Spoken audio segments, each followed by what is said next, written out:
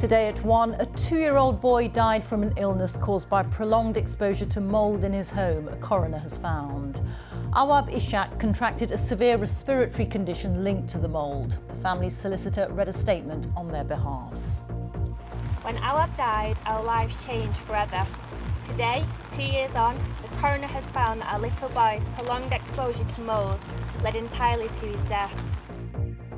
And our other main story this lunchtime, the Prime Minister tells Russia's foreign minister his country must get out of Ukraine. Arriving for meetings at the G20 summit in Bali, Rishi Sunak condemned Russia's actions in the strongest terms.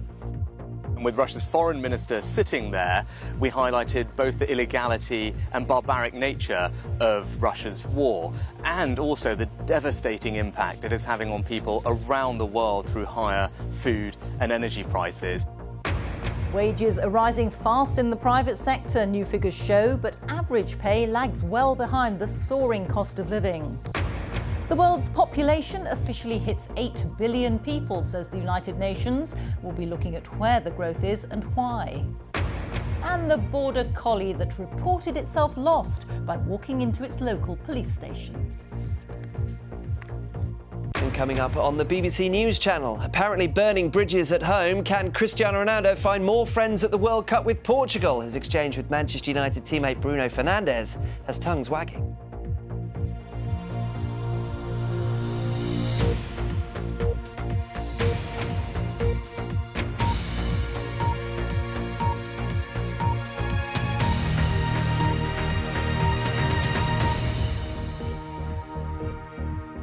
Good afternoon and welcome to the BBC News at 1. A coroner has concluded that the death of a toddler was directly linked to his exposure to mould in a flat in Rochdale. Awab Ishaq died shortly after his second birthday in December 2020 as a result of a severe respiratory condition caused by the mould. His father had repeatedly raised the issue with the Housing Society, Rochdale Borough-wide housing, but no action was taken. The coroner, Joanne Kearsley, said his tragic death should be a defining moment for the housing sector. Well, our correspondent Fiona Trott was in court. And Fiona, a tragic case with very strong words from the coroner. Yes, and she said this: I'm not alone in thinking, how in the UK in 2020 can a 2-year-old child die from exposure to mould at home? She said during the inquest everyone had heard about deprivation and poverty and the need for social housing, but she said there was evidence here that it wasn't just a problem in Rochdale and that damp and mould wasn't just a social housing problem. She said it was a problem for the housing for the private sector also. And she said the tragic death should be a defining moment for the housing sector for increasing knowledge and improving processes. A very clear message from the coroner there today. And then shortly afterwards, we also heard from the family solicitor, Kelly Darlington. She spoke on behalf of the boy's father, Faisal Abdullah, and Aisha Amin, who were standing next to her when she gave that statement. When Awab died, our lives changed forever. Today, 2 years on, the coroner has found that our little boy's prolonged exposure to mould led entirely to his death. We still cannot get our head around the fact that despite all the complaints we made to Rochdale Borough-wide Housing, in addition to the information Rochdale Borough-wide Housing received from an NHS member of staff expressing their concern for Awab due to mould at the property, they did absolutely nothing to rectify the severe mould in our property. Now, we've just heard from Rochdale Borough-wide Housing. We have a statement here from Gareth Swarbrick, and in a statement he said, I'm truly devastated about Awab's death and things we got wrong. We didn't recognise the level of risk to the little boy's health from the mould in the family's home, and we allowed a legal disrepair process widely used in the housing sector to get in the way of promptly tackling the issue. That wasn't the only issue that the coroner raised here today. She also talked about a lack of communication between healthcare professionals, a lack of communication within the housing association itself because of the IT systems. She also raised an issue about translation, the family not getting the help that they needed. She said many lessons to be learned, as we spoke about that earlier, and that is why it is her intention now, she says, to write to the Housing Ministry and the Secretary of State for Health. Fiona, thank you. Fiona Trott reporting there. Rishi Sunak has told Russia's foreign minister that his country should get out of Ukraine. It's the first direct confrontation between a British Prime Minister and a senior member of the Russian government since the invasion. At the G20 summit in Bali in Indonesia, Mr. Sunak spoke about both the illegality and the barbaric nature of Russia's war to Sergei Lavrov. A draft G20 declaration seen by news agencies condemns the war in Ukraine. Mr. Sunak said that Moscow would never have a legitimate seat at the table until it ended the war, adding that the conflict put the whole world at risk.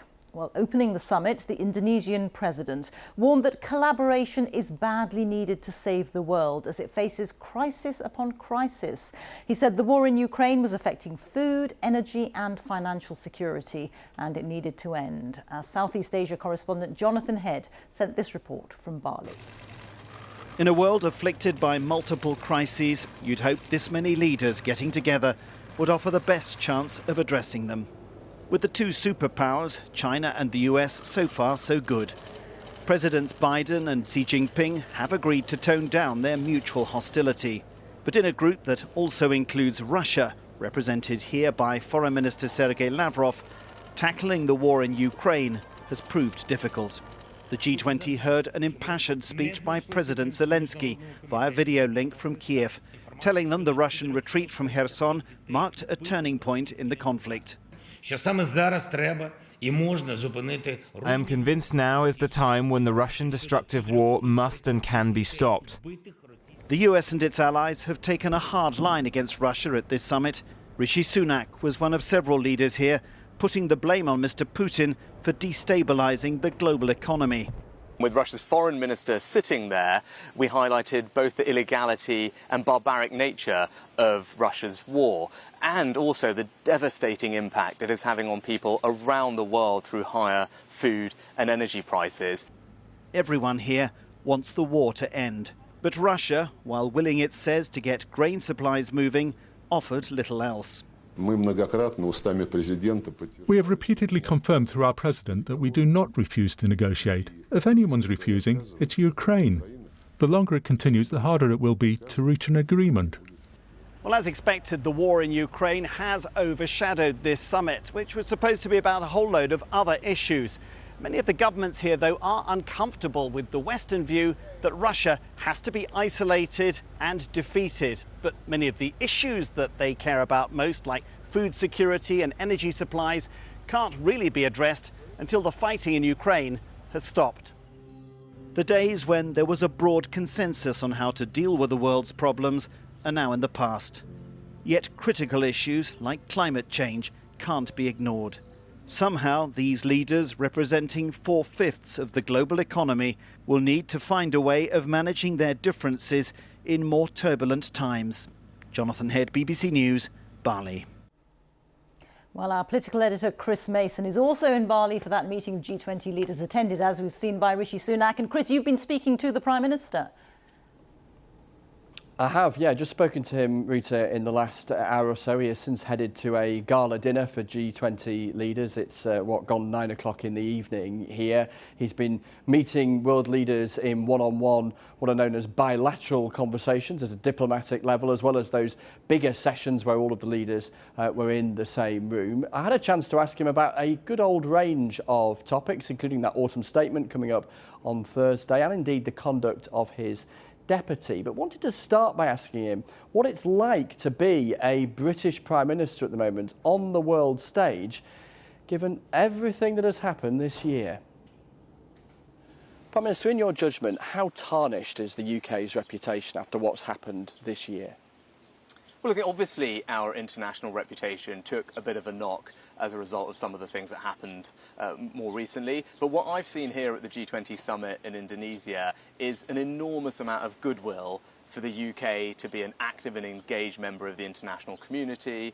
There's widespread support for what we've done in Ukraine and across the board, whether it's on COP and climate change or indeed how to fix the global economy. These are all issues where we can play a role and people are looking for us to do that. You are putting up taxes, you are cutting spending. They are choices. How can you be sure you're not going to make a bad situation worse? Well, it's tough, and you wouldn't expect me to comment on specifics just a couple of days in advance of the Chancellor's autumn statement. But you've acknowledged that taxes are going to go up. You've acknowledged that spending is going to be cut. So how can you be certain it won't make it worse? Well, I think taking a step back, the number one challenge we face is inflation. We're not alone in that. And it's important that we get a grip of that. It's important that we limit the increase in mortgage rates that people are experiencing. And the best way to do that is to get a grip of our borrowing levels and have our debt on a sustainable basis falling. Even if that makes people poorer. And that is something that we're not alone in doing. Other countries are pursuing the same policy. So what I can reassure people is the way we will go about that will have fairness and compassion at the heart of all the decisions, and we will of course always do our best to support whether it's public services or the economy as required. Were there any concerns, even informal ones, raised with you about the conduct of Dominic Raab before you appointed him as your deputy?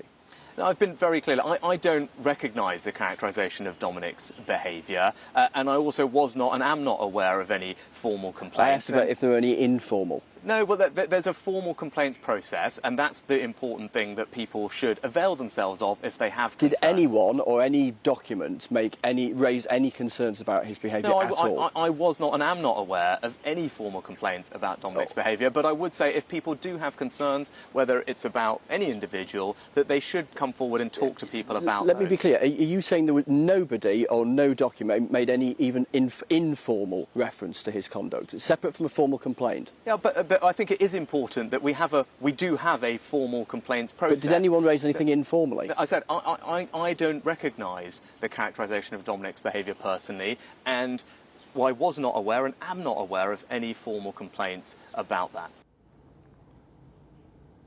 That is an example of not answering a question. There's been suggestions that Dominic Raab in various roles in government has been pretty difficult to work with. Those around him dismiss any suggestion that amounted to bullying. His spokesperson saying the other day when these stories were first emerging that he has high standards, works hard and expects a lot from his team as well as from himself. The third question, if you like, that's been asked of one of Mr Sunak's appointees to government after the row about Gavin Williamson, the former Cabinet Office Minister who was forced to resign, and the reappointment of Suella Braverman as Home Secretary just 6 days after she'd resigned from that same job. So ongoing questions about the decisions the Prime Minister's taken over who to appoint, and they've followed him all the way here to the Southern Hemisphere. Thank you. Chris Mason reporting there. Wages are rising at their fastest rate in more than 20 years, but latest official statistics show that average pay in the year to September is still lagging well behind the soaring cost of living. Pay in the private sector rose by a record 6.6% in July to September compared with the year before, but only by 2.2% in the public sector, according to figures released by the Office for National Statistics. After adjusting for inflation, pay fell overall by 2.7%, close to the record drop recorded previously. The figures also showed that unemployment has risen slightly. Our economics correspondent Andy Verity reports. Across the country, private employers like this environmentally friendly coffee chain are giving the biggest pay rises in years. Here they've boosted pay by 5% and they're offering grants and loans to help staff cope with the soaring cost of living. I think going into this year, having just dealt with COVID, it was really quite a nervous time knowing, do I dare take meter readings, that sort of thing. But I think having the support from the business and having that pay rise has just sort of lightened the load a little bit and made it feel a little bit more comfortable. With unemployment at 3.6%, private sector wages are up by an average of 6.6% as business owners compete with each other to attract and retain the staff they need. Another cost on top of higher energy bills and interest rates. We all know how utilities have gone up, 200% for us as a business. Our green bean costs have gone up 25%. There's wage inflation, as we're talking about now, and then other consumables, which have gone up between 10 and 15%. Throw that all into the mix, and yes, we've got some tricky decisions to make. Even the biggest pay rises in years aren't enough to keep up with prices. After allowing for inflation, it's one of the biggest falls in real incomes on record. Pay rises in the public sector averaged only a third of what they are in the private sector, closing the gap between public and private sector pay. And this is a particular problem now with inflation above 10%. Public sector workers are falling further and further behind in real terms pay than their private sector counterparts. Talk me through what you've done here. Teaching information technology and computing at the ARC Globe Academy in South London, Michael Kolawole got a 5% rise, higher than many other public sector professionals, as schools compete to hire the skilled teachers they need. I see myself in a lot of those kids. I grew up as a child who was eligible for free school meals, and I tried to be the teacher that I wish I had. I do have peers, of course I've got several who have stayed in the profession, but I do have people who have thought, actually, you know what, they want to move into the private sector. My message really is to make sure, if you want to see the best teachers coming into schools, then the pay needs to also reflect that. Aggravating the recruitment crisis in both the public and private sector is a rise of 500,000 since 2019 in the number of people who are economically inactive, meaning neither working nor looking for work because of long-term sickness. Most of that increase has taken place since the pandemic struck. Andy Verity, BBC News. The Health Secretary, Steve Barclay, has been holding talks with unions representing NHS workers today to try to avoid a winter of strikes. Last week, members of the Royal College of Nursing voted for industrial action, demanding a 17% pay rise. Ballots in other unions could see paramedics, healthcare assistants, porters and cleaners also vote to walk out. As the Chancellor puts the finishing touches to his autumn statement on Thursday, there are fears that some of the savings he makes could come from the £120 billion spent on benefit payments every year. Millions of disabled people rely on this income to help pay for the extra costs of having a disability. Ruth Clegg reports. Like many disabled people, Hannah has had to fight to live independently. It took a long time and a lot of courage and perseverance to build my life up to what I built it up to. And now the rising cost of living is putting all that at risk. I feel like a prisoner in my own home, whether it be because of financial reasons and I can't afford to do things, that not having the support in place. My biggest fear is we're going to go back to the institutionalised living that we just got out of. It's a worry shared by many at this community hub in Wigan. There can be no more cuts, there can be no more austerity, because that will simply lead to the loss of life. A lot of people do some additional things as well, you know, therapies, extra drugs that they may need. Those have all stopped. People cannot afford their health care. Combine the rising prices with the huge social care cuts and the extra costs of just having a disability. Just living has become a fine balancing act for many disabled people and their families. No, Isabel, are you going to pick another flower? This may not look like a family on the brink, but they survive on benefits and help from family and friends. If we didn't have that, or it was reduced, God forbid, in any way, we'd lose the house. No. Yeah, pay attention. In your wheelchair, please. Isabel has learning disabilities and epilepsy, and such complex conditions bring many extra costs. That's expensive, that's £6,000, but for me it's more about the accumulation of stuff. Like, as her mobility's deteriorated or her needs have changed, you slowly add things on. Hold your iPad for me while I do your medicine. That's good, girl. She doesn't have a diagnosis, so I don't know what's going to happen next. That's really hard. I'm almost reacting to situations rather than anticipating what's going to happen. Why is it that we're being punished for having a disabled person in our household? What's that? Camera. The government says disabled people have received a £150 cost of living payment as part of a wider package of support. But with what could be the biggest financial squeeze in a generation, disabled people just want to make sure they get their voice heard before it's too late. Ruth Clegg, BBC News, Greater Manchester. And if you want to find out more about Thursday's autumn statement and how it may affect you, do go to the BBC News website. That's at bbc.co.uk/news,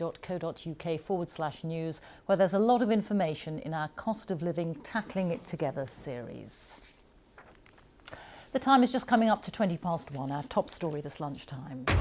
A coroner has ruled that the death of 2-year-old Awab Ishaq was directly linked to the mould in his family's flat in Rochdale. And still to come, the England and Wales football teams are both flying out to Qatar today ahead of the World Cup. Coming up on the BBC News Channel, multiple reports in Australia suggest Novak Djokovic will be able to play in the Australian Open in January, with the new government there expected to overturn his visa ban for not having a COVID vaccine.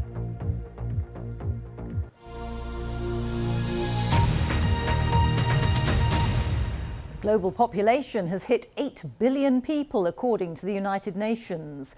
Officials chose the 15th of November to mark the milestone, although they acknowledge their assessment could be out by a year or two. The report says the growth rate may now slow, and half of the next billion is expected to come from just 8 countries, 5 of them in Africa. Our population correspondent Stephanie Hegarty has more details. The day Oisin was born was extra special. She was one of a handful of children named the world's 7 billionth baby by the UN. The whole world saw me when I was born. Look now, you've come to see me. 11 years later, the world's population has hit 8 billion. Bangladesh, where Oisin lives, has 17 million more people, and it's still growing. There's been a lot of change. Prices have shot up. The fallout from COVID hit many families hard. We had big losses in our business and we were forced to move back to our village from the city. But the number of children women are having here has fallen from 6 in the 1980s to 2 today, thanks to girls' education. Bangladesh now has to harness the potential of its young, educated people, like Oisin. I want to become a doctor to help people, to give them special care. The world's population is still growing, but in a lot of places it's not too many people that they're worried about, but too few. Here in Bosnia and Herzegovina, the population is already declining because of low fertility and emigration. It's set to half in the next 50 years. In 1999, Adnan Mevic was named the world's 6 billionth baby by then UN Secretary-General Kofi Annan. Other kids had birthday parties. I was just visited by politicians. We never had a birthday party where kids would get together. At 23, Adnan is an economics graduate, but he's looking for work and worried he might have to go abroad. The time will come here when there's going to be no one left to pay for pensions for retired people. All the young people will be gone. This could become the norm as global population growth slows down over the next 60 years. It's likely to peak around 10 billion by 2080, according to the UN. Stephanie Hegarty, BBC News in Bosnia and Herzegovina. One of Donald Trump's staunchest supporters has been defeated in the US midterm elections in Arizona. Carrie Lake, a former news anchor, lost to her Democratic rival Katie Hobbs, who's called for unity. Republicans need to win at least 218 seats to claim a majority in the House of Representatives. US media project their latest tally is 215 seats and the Democrats 211. The Grammy Award-winning singer Roberta Flack has been diagnosed with motor neurone disease. The musician, famous for her songs like Killing Me Softly, has been left unable to sing and is also having difficulty speaking. Her management announced her diagnosis ahead of a documentary about the singer being released next week. A BBC investigation has uncovered evidence that workers on World Cup-related infrastructure projects in Qatar have recently died or suffered abuse, despite assurances that safety standards have improved. New figures from a human rights group back this up, revealing that in the last 12 months there's been a rise in such incidents, with close to 140 reported cases of worker rights violations, nearly 25 of them ending in death. In a statement, the Qatar government says it's committed to ensuring the health and safety of workers employed on its projects and that safety standards have improved. Rajini Vaidyanathan reports now from Nepal. The district of Dhanusha is in Nepal's southeast, a remote and rural landscape. Here, almost everyone relies on agriculture to make a living. In the years since the World Cup was awarded to Qatar, hundreds of thousands of young men have left this district to find work there. Anil's uncle was one of those who went, but he recently died in a workplace accident in Qatar. Many Nepalese go to Qatar as labourers, even after studying things like computer science. There they are suffering. My uncle also went there as a labourer. If he had known this could have happened, he would never have gone. Bildu Mandal feels the same. 4 years ago, his son left for a job in Qatar, sending whatever he earned back to his family. Last month, they received a call from one of his friends in the Gulf. Sitesh had been killed underground while working on an infrastructure project, as Doha readies itself for the World Cup. We got a call from our family friend in Qatar who told us Sitesh had died while working. We haven't received any compensation. We just got the dead body and nothing else. We contacted the company Sitesh worked for, but they didn't respond. It's not just from here in Nepal. Across South Asia, hundreds of thousands of people have left for work in Qatar.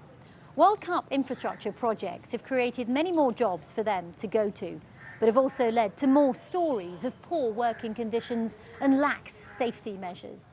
Qatar's government says its efforts have led to significant improvements in standards and that it remains committed to the health, safety and dignity of everyone working on its projects. Satish Vilagasaram worked in Qatar in 2016 on a construction project linked to the World Cup, but within weeks he was badly injured in a workplace accident. Now he's unable to walk without a stick. He says he's yet to receive a single penny in compensation, but was concerned about safety from day one. We had to go up and down in the man lift. I feared I would fall down while working at such great heights, or even die. The project Satish was working on told us they can't comment on individual cases, but that any incident that happens on their site is fully investigated. But for many in South Asia who left for Qatar from these areas, the opportunities the run-up to the World Cup offered turned into tragedy instead of triumph. Rajini Vaidyanathan, BBC News, Dhanusha, Nepal. Well, after what has been a highly controversial and difficult build-up to the World Cup, the England and Wales football teams are both flying out to Qatar today ahead of the tournament. It kicks off on Sunday, with England and Wales playing their first matches in just 6 days' time. Our sports correspondent Andy Swiss reports. A noisy send-off for England's players as a crowd of school children cheered them from their base in Staffordshire and the start of what they hope will be a journey to World Cup glory. But before they left, a few final formalities. The official squad photo in their Marks and Spencer suits and the announcement of their shirt numbers. A special guest was there to do the honours, the president of the FA, the Prince of Wales. And after meeting Harry Kane and his players, he offered a bit of royal support. Really here to just kind of point out that the rest of the country is behind you. We're all rooting for you. Enjoy it. And in Cardiff, there was also a fond farewell for Wales as they trained for the final time before heading to Qatar. This is their first World Cup, remember, in 64 years. So for younger fans in particular, something truly special. For the kids now to be able to have Wales, their country, being able to watch them and have the actual kind of poster up on the wall to mark out each game will be incredible, and I think it'll definitely inspire another generation. Other teams have already arrived in Qatar. This was the lively welcome for Tunisia's players. Soon it will be Wales and England's turn to make their World Cup entrance. Andy Swiss, BBC News. Now, a missing dog has handed herself into a police station after getting lost out on a walk.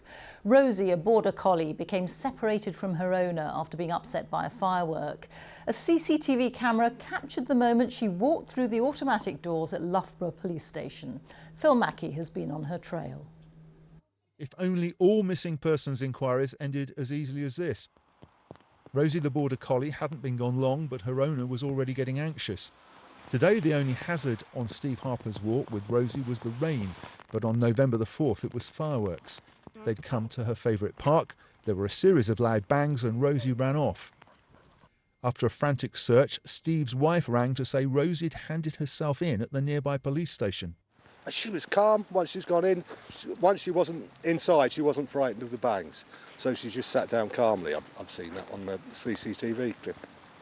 Just sat down waiting? That's right, sat down waiting. And why did she go to the police station, I wonder? Well, probably because it was somewhere safe, really. On duty that night was Fiona Lacey, happily reunited with Rosie this morning. You get all kinds wandering into a police station.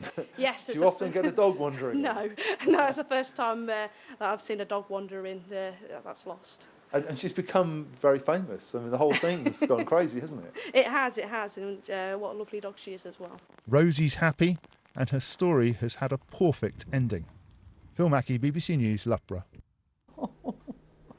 Time for a look at the weather now. Here's Sarah Keith-Lucas. Sarah. Well, Rita, it's been pretty soggy out there for many of us, hasn't it, today? Still some outbreaks of rain. We've got a lot of big puddles around, lying surface water on the roads, for instance. And we've got some heavy showers moving in from the southwest. So this is the picture in Dawlish in Devon, taken a little earlier from one of our weather watchers. Now, over the next few days, we keep this unsettled spell of November weather. So we're looking at blustery winds, rain around at times, perhaps a window of something a little bit drier for many of us through tomorrow. But back to the here and now. Here's the radar from the past few hours. You can see this line of fairly persistent rain pushing slowly eastwards, and that's followed from the southwest by further heavy showers. Could be some thunderstorms moving in too. So low pressure sitting to the northwest. We've got brisk winds and heavy showers rotating around that low pressure, and that weather front driving its way gradually northwards and eastwards. So the rain lingering longest today across parts of central and eastern Scotland, northern and eastern England as well. Clearer skies, some sunshine for the likes of Northern Ireland, for instance, but heavy showers in the southwest and gusts of wind reaching 20 to 30 miles per hour for many of us, but closer to 60 miles per hour for the northeast of Scotland, particularly for the Northern Isles. Temperatures out there today around 10 to 14 degrees, not as warm as yesterday, where highs were over 17 Celsius. Into the evening hours then, we will hold on to the rain for the northeast of Scotland, but elsewhere clear spells. Further heavy showers moving into southern England, Wales, Northern Ireland. Could be some thunderstorms overnight. Clearest skies will be for parts of northern England into central Scotland, where there could be just a touch of frost here. Most of us looking frost-free though to start your Wednesday morning. So Wednesday, a bit of a drier day compared to today, but we've still got some blustery showers across parts of southern England in particular. They should clear away for a time. And then the next area of heavy rain and strong winds sweeps into southwest England and South Wales later in the afternoon. But ahead of that, well, some brighter skies, only around about 9 to 14 degrees, so something a little more typical for the time of year compared to the very mild weather that we've had with us recently. So low pressure then moves its way gradually northwards across the UK as we move through into Thursday. Quite a lot of isobars on the map here, so another blustery spell of weather, particularly wet and windy on Thursday for eastern Scotland. So we've got the wind driving in this persistent rain. Rainfall totals really mounting up for Aberdeenshire, for instance. Elsewhere, some sunnier spells, but also some scattered blustery showers, and temperatures around about 10 to 13 degrees for most of us. It does look like we'll see something a little bit quieter as we head through Friday and into Saturday. Less windy for a time, drier and cooler, but then things turn more unsettled and autumnal again later in the weekend. Rita. Thank you, Sarah. And that is all from the BBC News at 1. So it's goodbye from me. And on BBC One, we now join the BBC's news teams where you are. Bye-bye.